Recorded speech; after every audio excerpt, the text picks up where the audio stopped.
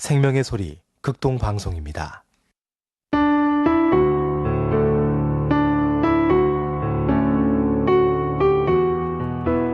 안녕하십니까. 말씀이 힘이 있어 흥왕하는 교회 신월중부교회 최영강 목사입니다.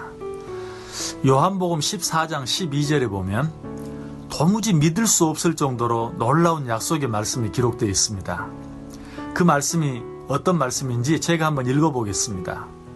내가 진실로 진실로 너희에게 이르노니 나를 믿는 자는 내가 하는 일을 그도 할 것이요 또한 그보다 큰 일도 하리니 이는 내가 아버지께로 감이라. 얼마나 놀라운 말씀입니까? 그런데 여기에서 우리는 고민에 빠지게 됩니다. 그 고민은 예수를 믿는 자는 분명 예수님께서 하신 일을 할 수 있을 뿐만 아니라 그보다 더 큰 일도 할 수 있을 것이라고 했는데 과연 예수를 믿는 내가 예수님이 하신 일보다도 더 큰 일을 할 수 있는가? 아니, 더 큰 일은 고사하고 예수님이 하신 일을 나도 똑같이 할 수 있는가 하는 것입니다. 그 답은 생각해 보나마나 노입니다. 제가 이렇게 이야기하면 많은 분들이 아니, 목사님이 어떻게 그렇게 믿음 없는 말씀을 할 수 있습니까? 목사님은 할 수 있거든이 무슨 말이냐? 믿는 자에게는 능치 못한 일이 없느니라는 말씀도 모르십니까? 또 내게 능력 주시는 자 안에서 내가 모든 것을 할 수 있느니라는 말씀을 모르십니까? 라고 반문하고 싶으실지도 모릅니다. 그러나 사실입니다. 저는 지금까지 예수님이 하신 그런 놀라운 일들을 해본 적도 없고 또 앞으로 그런 일을 할 자신도 없습니다. 저뿐만이 아닙니다. 예수님 이후 그 어떤 사람도 심지어는 사도들까지도 예수님이 하신 그런 일을 행한 사람이 없을 뿐만 아니라 그보다 더 큰 일을 행한 사람은 더더욱 없었습니다. 이렇게 말하면 사도들도 예수님이 행한 것과 같은 일들을 많이 행하지 않았습니까? 라고 묻고 싶으실지도 모릅니다. 맞습니다. 사도들도 앉은 맹인을 고치기도 하고 맹인의 눈을 뜨게도 하였으며 죽은 자를 살리기도 했습니다. 정말 놀라운 일들이었습니다. 그러나 이 일들 중에 그 어떤 일도 예수님이 행한 일보다 더 큰 일이라고 말할 수는 없습니다. 아니, 예수님께서 행하신 일과 똑같은 일이라고도 말할 수 없습니다. 왜냐하면 죽은 다비다를 살려낸 베드로는 그녀가 죽었다는 소식을 듣고 지체하지 않고 올라가서 그녀를 살려냈습니다. 그러나 예수님은 죽은 지 나흘이나 되어 그 시체가 썩어 냄새가 나는 나사로를 살려내셨기 때문입니다. 죽은 지 나흘이나 되어 시체가 썩어 냄새가 나는 나사로를 살려낸 일보다 더 큰 일이 어떤 일입니까? 우리는 그보다 더 큰 일을 행하는 것은 고사하고 그보다 더 큰 일이 무엇인지 상상할 수조차 없습니다. 상상할 수조차 없는 일을 우리가 어떻게 행할 수 있겠습니까? 그렇다면 예수님이 거짓말 하신 것입니까? 아니면 예수님 이후에 참 믿음을 가진 사람이 한 사람도 없었다는 것입니까? 둘 다 말이 되지 않습니다. 이 문제를 해결하기 위해서는 예수님께서 말씀하신 내가 한 일, 이 일이 어떤 일인지를 분명하게 알아야 합니다. 예수님께서 하신 일은 물로 포도주를 만드시고 각종 병자를 고치시며 무엇보다도 죽은 자를 살리시는 등 단순히 여러 가지 기적들을 행하신 것이 아닙니다.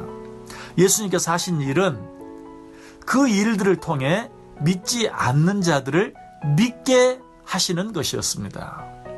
그래서 성경은 나사로를 다시 살리신 기적에 대해 기록한 후에도 그 끝에 예수께서 하신 일을 본 많은 유대인이 그를 믿었다라고 기록하는 것을 잊지 않고 있습니다.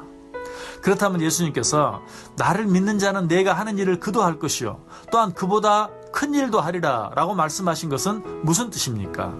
그것은 믿음이 있는 자들은 죽어가는 영혼들에게 복음을 전하여 그들로 하여금 믿게 할 것이요 내가 이 세상에서 복음을 전한 것보다 더 많은 자들에게 복음을 전할 수 있을 것이다 라는 말씀입니다.